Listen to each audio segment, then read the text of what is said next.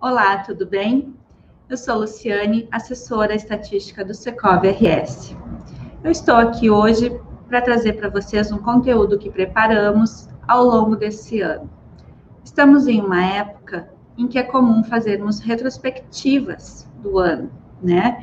E chegando em dezembro, nós sabemos que apesar da mudança no calendário, nós vamos continuar vivendo um período de pandemia e com uma expectativa cada vez maior de que tenhamos logo acesso a uma vacina.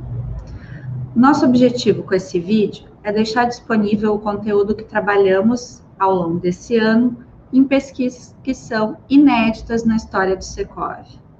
A nossa entidade, que sempre se dedica a atender às necessidades e expectativas dos seus associados, planejou no mês de março realizar um diagnóstico que pudesse demonstrar o impacto da pandemia nos negócios imobiliários. Então, coube à equipe do Departamento de Economia e Estatística, da qual faço parte, elaborar e realizar uma pesquisa que foi direcionada a todos os associados.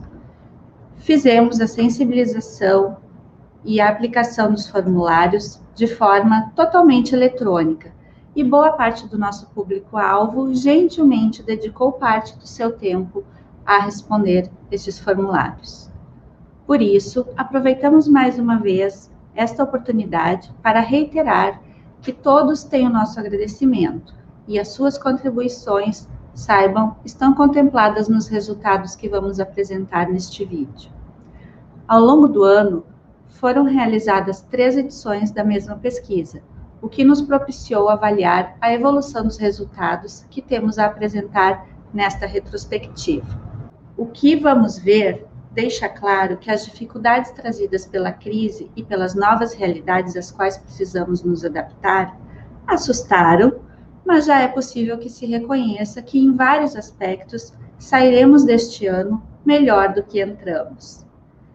Cabe salientar, antes de passarmos para os resultados, que todos eles são amostrais, ou seja, eles descrevem a realidade do público que participou da pesquisa. São muito valiosos, mas não devem ser utilizados para fazer inferências sobre o mercado, devido à pequena representatividade que tem do todo, da nossa população. Os resultados da pesquisa confirmaram, já no início do ano, o que muito foi noticiado. A incerteza quanto ao dia de amanhã, tanto no que se refere à saúde quanto ao emprego e à economia, atingiu diretamente o negócio de locações. Assim, das empresas que trabalham com locações e participaram no período de março e abril, 91% sentiram fortemente o impacto e declararam ter tido redução no número de novos contratos. Finalmente, em novembro, observou-se que 55% das empresas ainda sentem a redução, e apesar de ser um número expressivo, já está bem mais baixo que na primeira edição. Enquanto que em março havia a percepção de que nenhum tipo de imóvel estava sendo locado, hoje está evidente que os imóveis comerciais é que têm sido mais atingidos. Enquanto vemos muitas lojas, salas e prédios sendo desocupados, 70% das empresas que responderam à nossa pesquisa afirmaram que se dá essa redução no número de contratos novos de aluguel, especialmente nos comerciais. O que também as imobiliárias têm enfrentado muito neste período, dentre aquelas que trabalham com locação, é uma demanda crescente por pedidos de negociação nos prazos de pagamentos, isenção e negociação nos reajustamentos de contratos.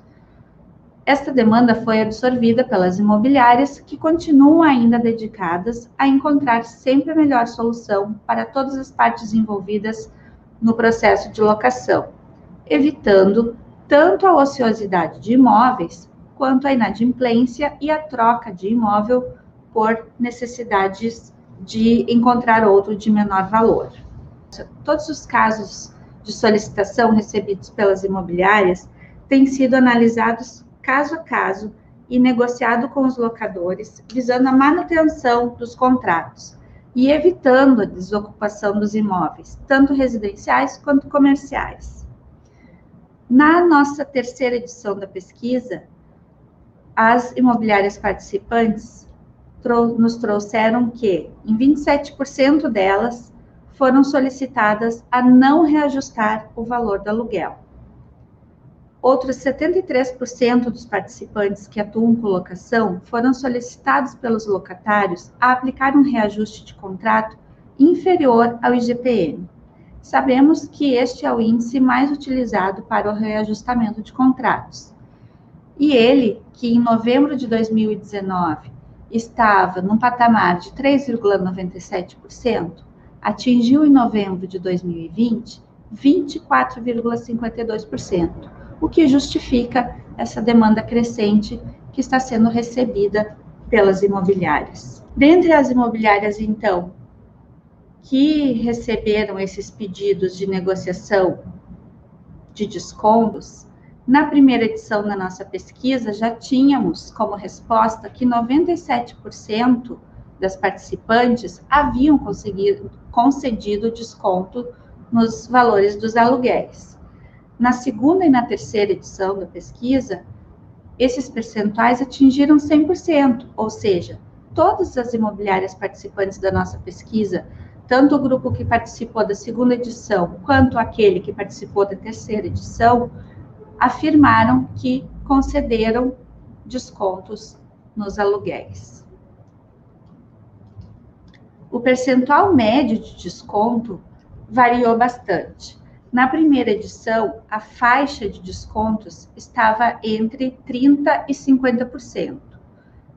Na segunda edição, essa faixa ficou entre 20% e 55%.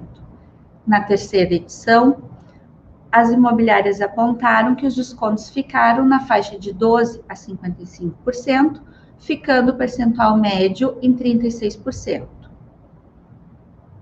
Quanto ao percentual da carteira de clientes que recebeu esse desconto, na terceira edição, a mais recente, cerca de 39% dos clientes da carteira das respondentes haviam recebido desconto.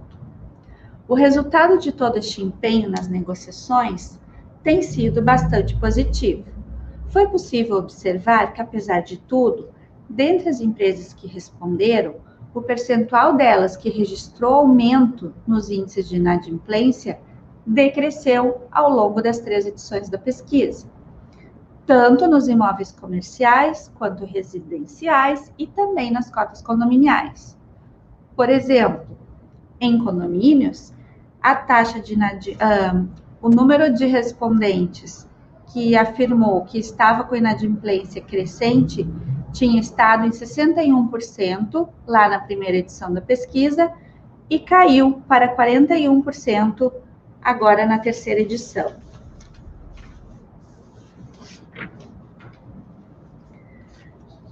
Ainda assim, a desocupação de imóveis tem sido notória e os dados da nossa pesquisa, que analisa a velocidade de locação dos imóveis, que também é uma pesquisa amostral realizada mensalmente pelo Secov dentre os imóveis de Porto Alegre, indicaram em outubro deste ano um tempo médio de 12,4 meses de desocupação, enquanto que em outubro de 2019 era de 9,6 meses esse tempo de desocupação. É importante esclarecer que esse cálculo é feito a partir da relação entre o número de imóveis alugados e o número de imóveis ofertados para locação. Esse acréscimo que se observou aqui no tempo em que o imóvel fica desocupado corresponde a 29%. Na comercialização, o cenário é bastante diferente. E aqui, o ano de 2020 tem sido favorável. Hoje sabemos que no primeiro semestre, os negócios que estavam em ritmo de crescimento tiveram desaceleração. E em nossa pesquisa, 86% das empresas que vendem imóveis afirmaram, lá em março e abril, que o número de vendas havia diminuído. Porém, com o cenário favorecido por taxas de concessão de crédito baixas e a necessidade que muitas famílias têm encontrado de procurar por residências que abarquem também as suas necessidades de trabalho, as rotinas de estudos e outras situações encontradas neste período de vivência em casa, em novembro, esse número já tinha despencado para 39%. Muitas mudanças no comportamento da sociedade têm acontecido. Sabemos disso e temos ouvido falar cada vez mais. Podemos pensar na nossa própria realidade e saberemos bem. A pandemia fez muitas pessoas ficarem mais em casa, questionarem suas prioridades e mudarem, inclusive, as preferências de onde querem morar, como querem trabalhar e quais características de imóveis estão associadas a essas novas exigências.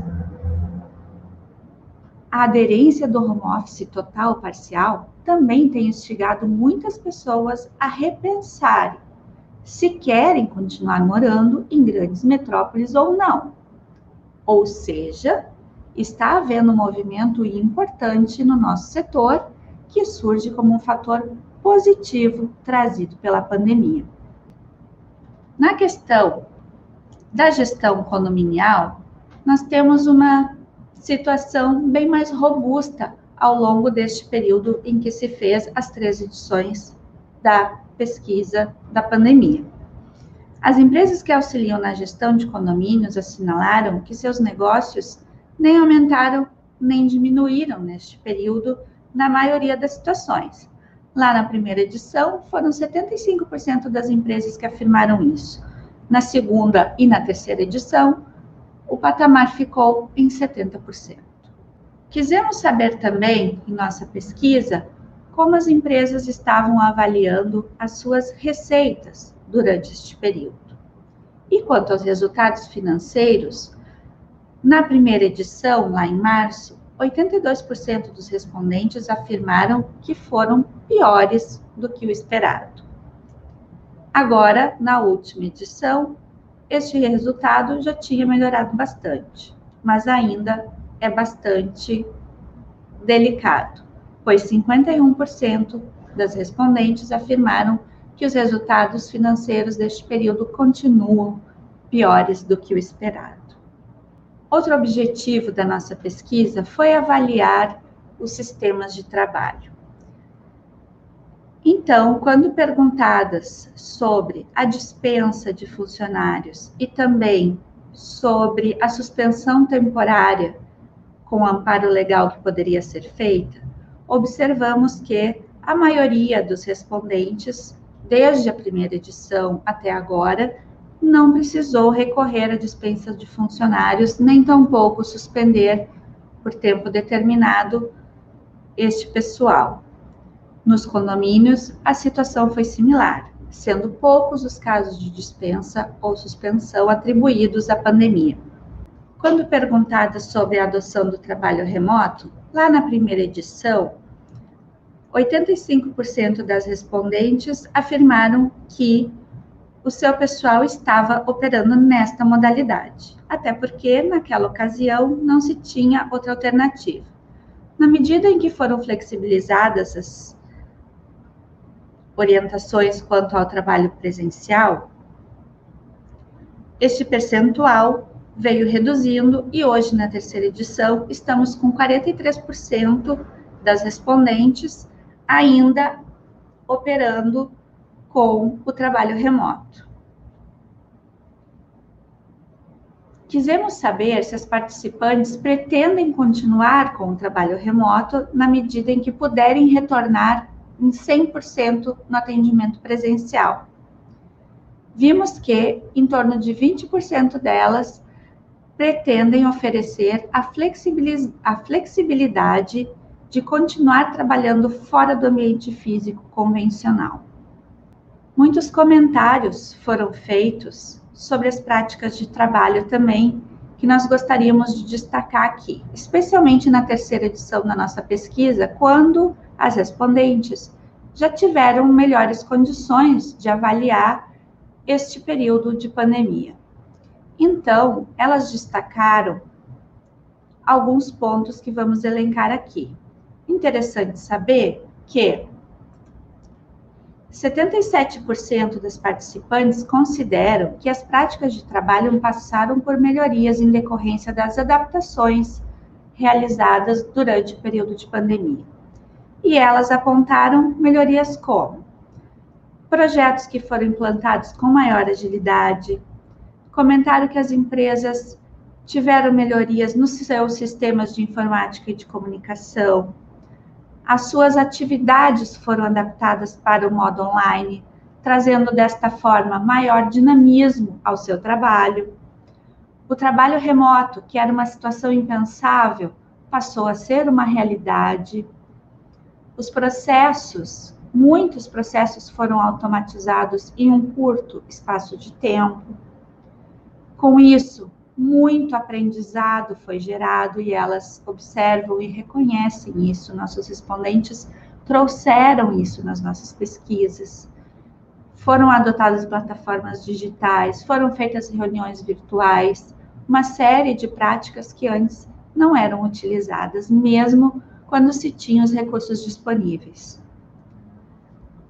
Muitas operações avançaram na digitalização de processos e atendimentos. Foi possível realinhar muitos detalhes e melhorar ainda mais os serviços prestados. Todos esses são relatos descritos em nossas pesquisas, por nossos respondentes. O que mais gostaríamos de trazer, já encaminhando para o encerramento desse vídeo? Foram identificadas também, na terceira edição, muitas oportunidades trazidas neste período. 44% dos participantes consideram que novas oportunidades de negócio foram ocasionadas pela pandemia. E algumas vamos destacar agora. Por exemplo, a troca de moradia, a compra de um imóvel maior, a redução de metros quadrados corporativos, a devolução de depósitos maiores e a troca destes por menores e em condomínios. Muitas casas foram alugadas devido ao desejo das pessoas terem um pátio, uma área maior para que suas crianças, seus pets e a própria família pudessem conviver. A procura por um imóvel, né? Nos casos, a gente sabe, apesar de não ter trazido aqui os números, temos ouvido falar que o número de separações pode ter aumentado durante a pandemia. E os nossos respondentes comentam que muitos imóveis foram procurados também por esse motivo, famílias que se dissolveram e que precisam de 2 imóveis. Muitas famílias também trocaram o imóvel que utilizavam por outro imóvel maior, seja pela necessidade, né, de estar com as crianças em casa, seja pela necessidade de trabalhar em casa, seja pelos mais diversos motivos, como antes comentamos, trazidos pelas mudanças de comportamento. No ramo da compra e venda, aumentou também a procura por imóveis com maior espaço, né? Reforçando o que já havíamos comentado. Quanto ao crédito imobiliário, temos também inúmeros dados recentes publicados nas mídias que são muito valiosos para o nosso setor e que trazem um otimismo para o próximo ano. Com relação ao crédito imobiliário, 55% dos participantes que atuam com comercialização consideram que os juros mais baixos têm alavancado as vendas, em média, em 19%. Nós perguntamos especificamente sobre isso, se eles atribuíam o fato da melhora das vendas à existência de taxas aos juros baixos.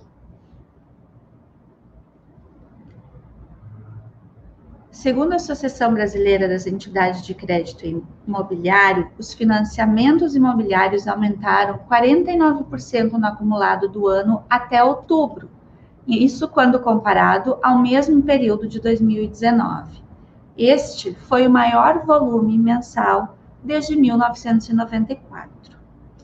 Tudo isso, certamente, conforme destacado pela APECIP, foi impulsionado pela queda na taxa Selic de 2%, frente aos mais de 14% que eram em 2016.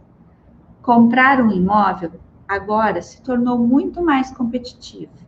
E cada queda de 1 ponto percentual nas taxas de juros traz o financiamento imobiliário ao alcance de mais 2,8 milhões de famílias, segundo nos informa a Associação de Incorporadoras Imobiliárias.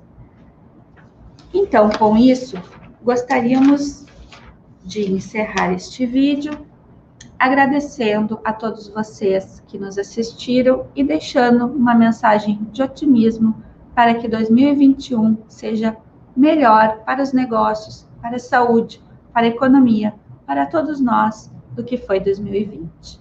Obrigada.